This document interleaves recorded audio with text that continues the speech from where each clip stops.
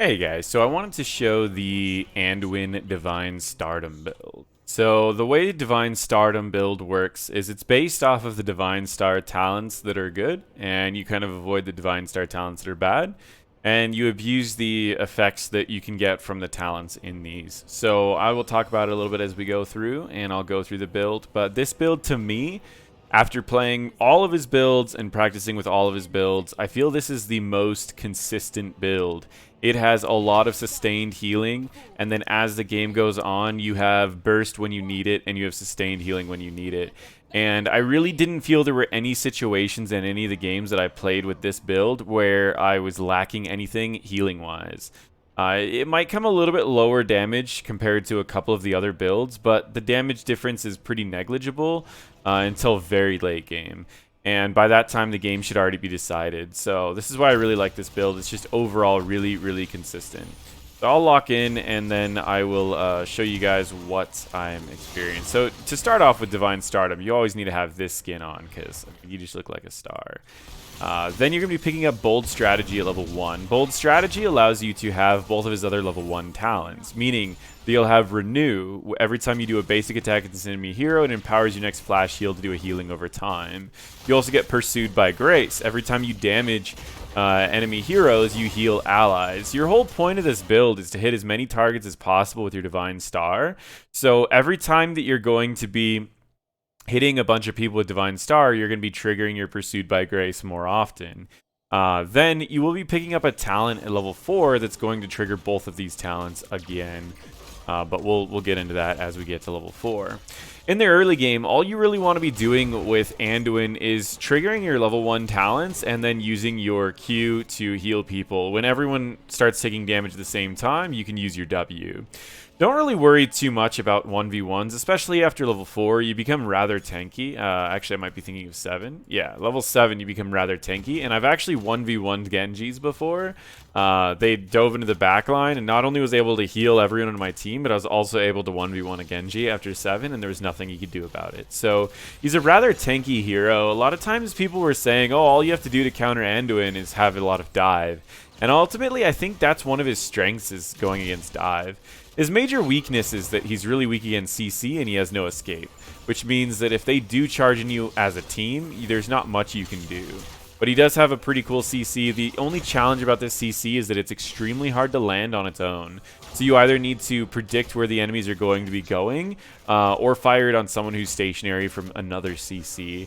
A lot of times I feel that it's even too slow to fire it on most CCs, as most CCs last about 1 second, and it takes about 1.5 seconds from the time you cast it to the time it lands at its max range. So you need to be kind of predictive of a CC and then fire it off as the person on your team fires their CC as well. So it's quite a lot of effort to land this, but overall it is a powerful tool. But as the Divine Stardom build, we're mainly focused with this. So, see level 4, we picked up Moral Compass. Now, Moral Compass has a ability that makes it to where, it's a talent that makes it to where when you fire off your W, there's a range at the end, at its apex, that makes it to where it'll fire off a basic attack to the enemy, or the enemies that are near it, the enemy heroes that are near it. And it'll fire up to 2 basic attacks to 2 different ones. So, well, sorry, 1 basic attack to 2 different heroes. It can be a really powerful tool to trigger the 2 heals of your Pursued by Grace. So it essentially adds on an extra 70 onto your W's heal, as well as Renew will make it to where you will hit them with a basic attack, and it's a lot safer. I think this is the big problem, is a lot of people were seeing Renew and they were going, I need to make an auto attack build. And don't get me wrong, I did the same exact thing. But after playtesting it a lot, I found that when I was in auto attack builds, I was standing next to people like Raynor all the time, and whenever an ability was thrown to either myself or Raynor, both of us would get hit. So I found that the Divine Stardom build allows you to play in and out of the fight a little bit more, adjusting wherever you need to be based off of the positions of your team and the enemy team. So having the ability to trigger both of your level 1 passives by being at really any range you want to be allows you to heal a lot safer, and the more you can keep yourself alive and be safer on your own means the less Qs that you have to use on yourself. So right off the bat, here's a pretty good fight. An example fight of how you would handle this build is you fire off a Q first, just to make sure you're getting them healed up a little bit. Then you fire off a Chastise, as this, while this is harder to land when you're chasing someone, it's really, really easy to land when someone's chasing you. So a quick Chastise locks down the enemy, allowing you to get out. Firing off a W next, as this heal is delayed. So you try not to use this one immediately, as if you need healing right away, this is going to take a little while to get your healing. But if you have already gotten everyone back to full, then your Divine Star is a great way to get everyone healed back up. As you saw, that healing was really good to get everyone back up. Right at the start of this fight, though, I do take a lot of damage. Now watch this. I'm at 20% health, and you can see how quickly I can get back up. I mean, of course, I'm getting a fountain too, so I guess I can't really say that too much. But overall, it's not bad. You can see I'm triggering my passive. So while I did get a big heal there, I also trigger the renew passive because I got 2 auto attacks off.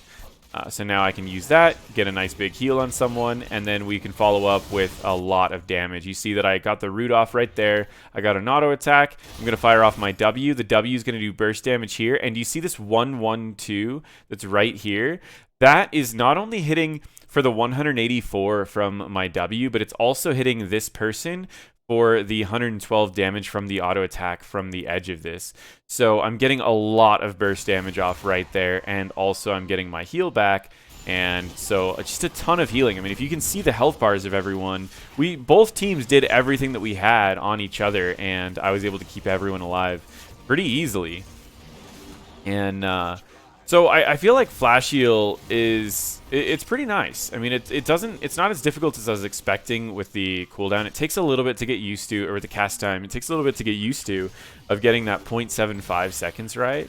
But overall, it's just really, really powerful. You can see I use my W even when there's no enemies nearby. It's a really low cooldown and it still heals a decent amount.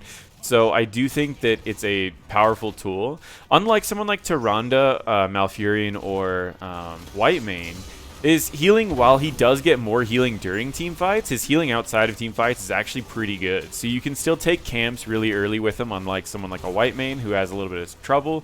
You can still take camps relatively easily. Either way, pretty decent amount of damage. Level 7, I pick up Power Word Shield. So I'll talk about these talents a little bit. The big thing about Blessed Recovery is that it needs to be 8% of your health pretty much instantly. And if someone's going to do 8% of your health instantly, likely they're in a blow-up comp, and they're going to be able to blow you up before that healing over time happens. And so if you are going against Burst, it's better to just go Power Word Shield.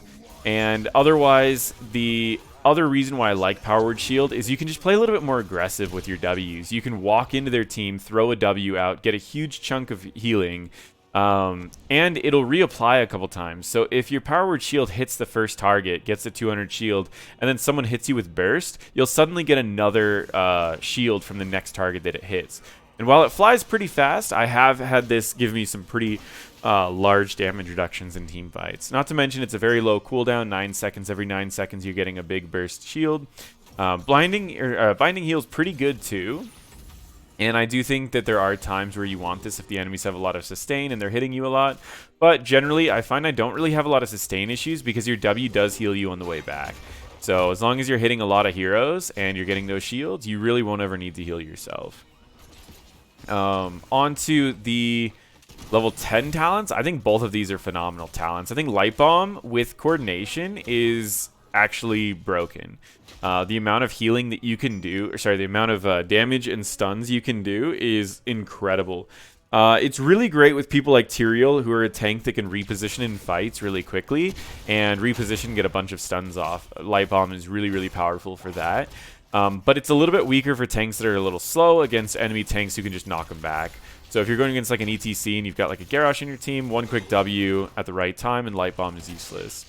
Holy Word Salvation is, again, a very powerful ult. It's just that it can be interrupted very easily. So the higher rank, it's probably not going to be picked up very often. But in lower ranks or in just uncoordinated teams, even in higher ranks, I think that it's a very valuable ult.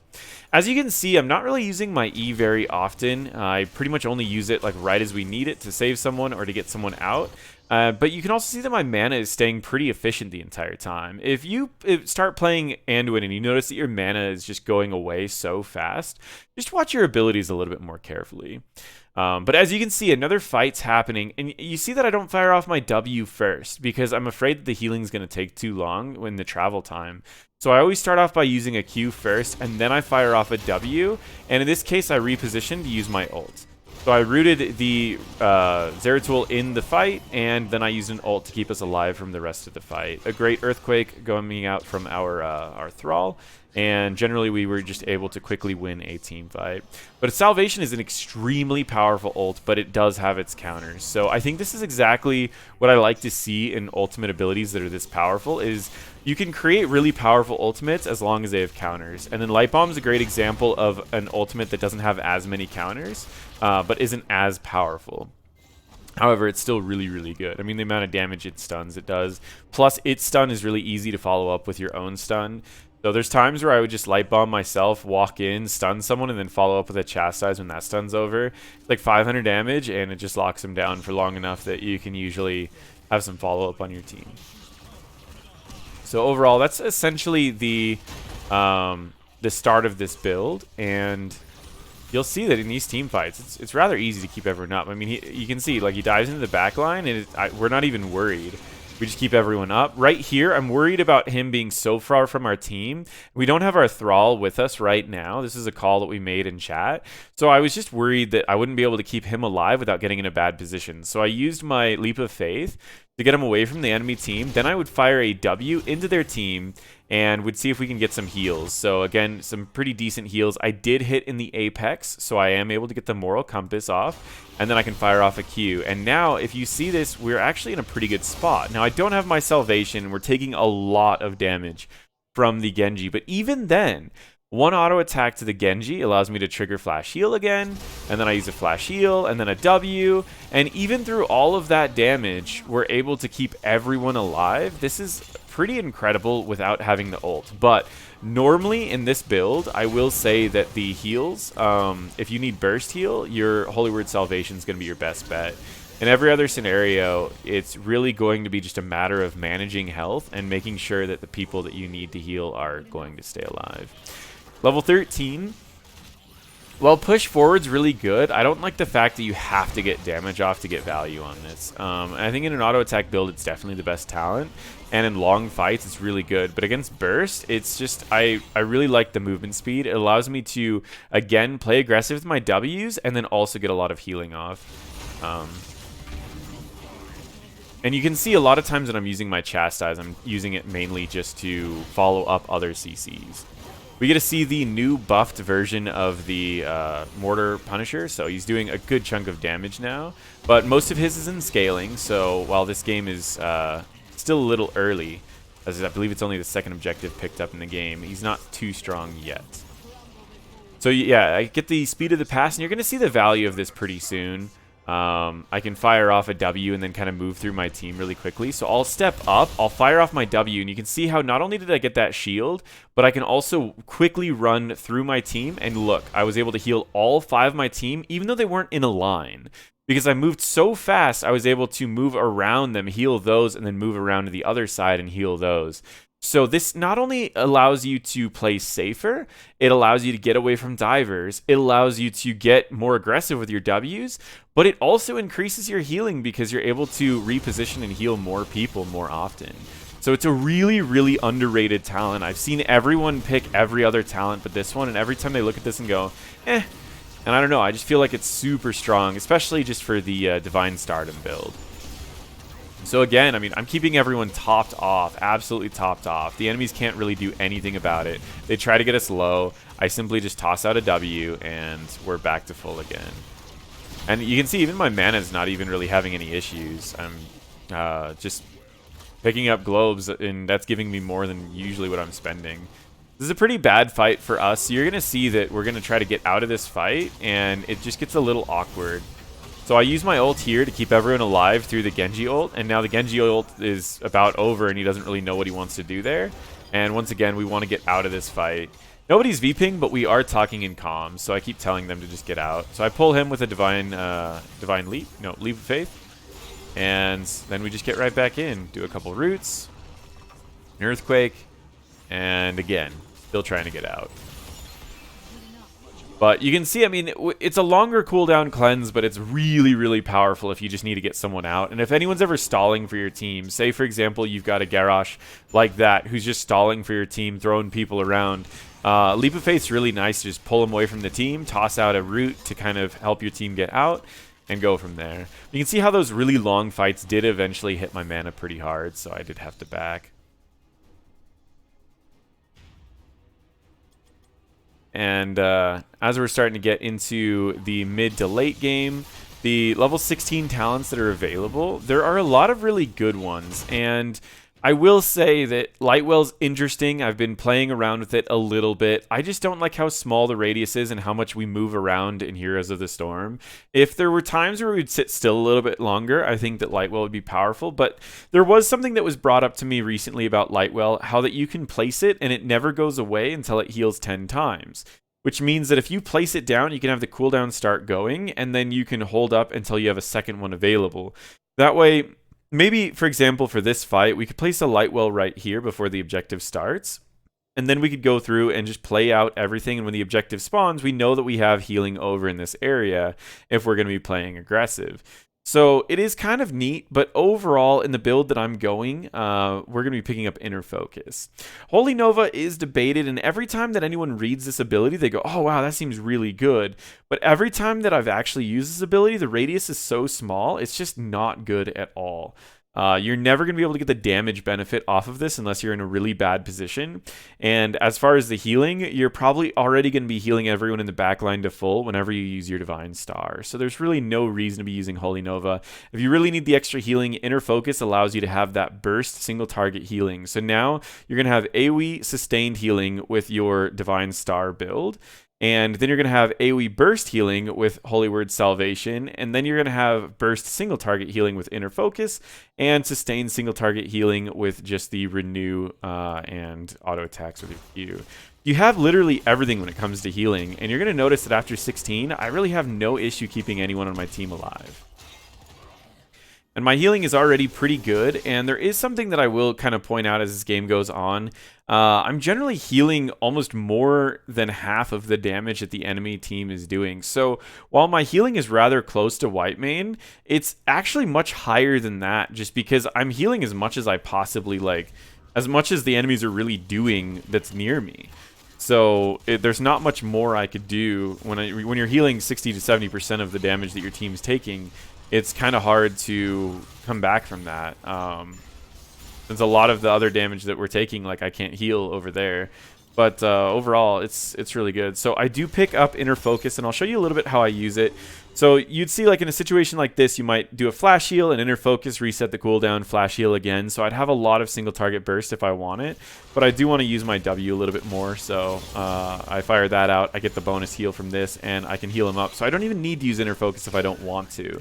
But you'll see the value of it, because it does allow your next Flash Heal to heal for 40% more. So you can see I toss out a Q, and then I'm going to toss out an ult here to prevent any of the damage that's being dealt from the Graviton. So this is really easy, kept my entire team alive. So again, how do I increase my healing numbers if my team's not taking damage? Can be a little bit difficult. So now you can see I don't have my ult available anymore. I'm going to fire off a Q here onto the Sylvanas. Then I'm going to use a Inner Focus, which is going to increase my heal. And I'm going to heal the Rainer next. Then I'm going to fire off a W, hitting this person, reducing the cooldown down to 7 seconds, and triggering the apex of the auto attack, making it to where the Moral Compass, making it to where on the return, which again, that extra movement speed allowed me to heal everyone on our team. Now, the only person I need to worry about right now is the Garrosh, so I could go back and heal him, but I want us to be able to go and kill this Genji. So instead, I'm simply just going to pull him away from the enemy, so I don't need to worry about him, and throw another heal onto the Rainer. So it was a huge amount of healing. Not only did I keep my team alive through a chaotic fight with Salvation, but as that fight ended, all of their major abilities were over. Then it was even more chaotic as the team was just charging through us, and I was able to keep them alive with just using my inner focus and my flash heals really well. So again, pretty much just healing with W's, using some extra damage with W's, and auto-attacking. We'll fast forward through all of this.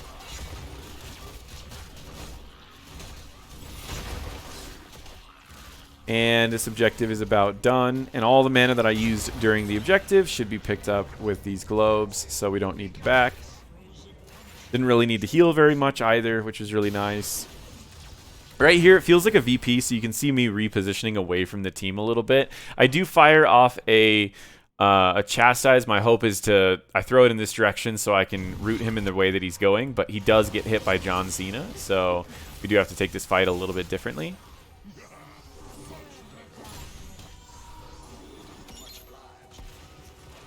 I'm about to have all of my cooldowns back up. I just need to get my inner focus back up. So boom, instantly gets it back up, just hitting 2 targets, and do a nice crit heal of 400 for everyone. Some nice divine stardom. I do fire off a root right here, but unfortunately it doesn't go off fast enough.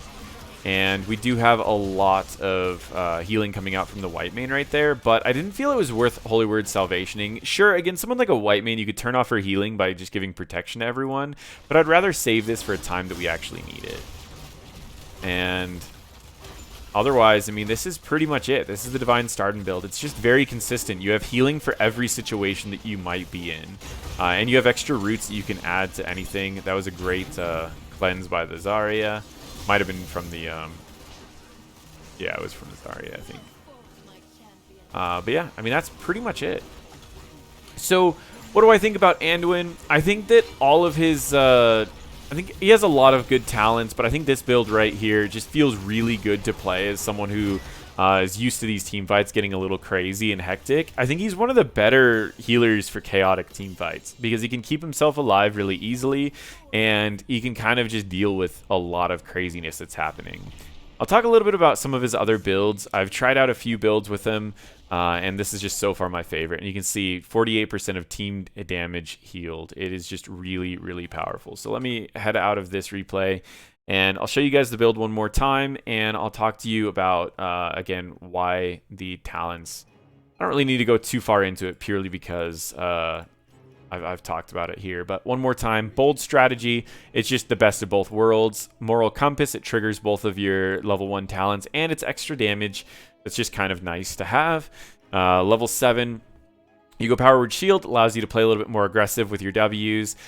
Binding Heal works okay. Blessed Recovery is better on paper than it is in practice.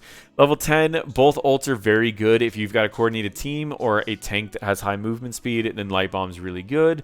Otherwise, Salvation is just a really powerful talent that does have a pretty easy counter. Just watch carefully about the enemy CCs. Even getting a couple seconds off of this is better than Light Bomb, but if it's interrupted immediately, you're in a bad position and you're going to die. Level 13, that movement speed is insane. Pick it up. Level 16, you're going to get the most value out of Inner Focus. Gives you the burst that you need. Yes, Lightwell's okay. Yes, Even-Handed is really good. Holy Nova is just overall better on paper and not that great here. And level 20, which we didn't get to see in the game, there are a lot of options. Overall, I would say that if you are going to pick up Lightwell, getting the lowered cooldown with Varian's Legacy is really good. If you are going to be picking up Inner Focus, the value of Desperate Prayer is really good because you can do a burst heal, and then when it puts your Q on a long cooldown, you can just turn it off with Inner Focus, then press a W and reset Inner Focus. So you don't lose anything for using Desperate Prayer. However, Light of the Stormwind is a pretty good upgrade too. So if you are getting the Salvation, Stormwind allows you to heal faster. And when your team's all sitting in this, then you pretty much are giving them a giant movement speed faster than bounce speed. You can charge into the enemy team after you have all full health. So it's pretty cool. But I would say Light Bomb, you're going to want to go Desperate Prayer, and Holy Word Salvation, you'll probably go Light of Stormwind. That is the Divine Stardom build. So far, that is the build I'm having the most fun with on Anduin, and the one that just feels the most consistent. But I will talk about some of the other builds later. Thank you guys so much for watching, and feel free to check out my other videos.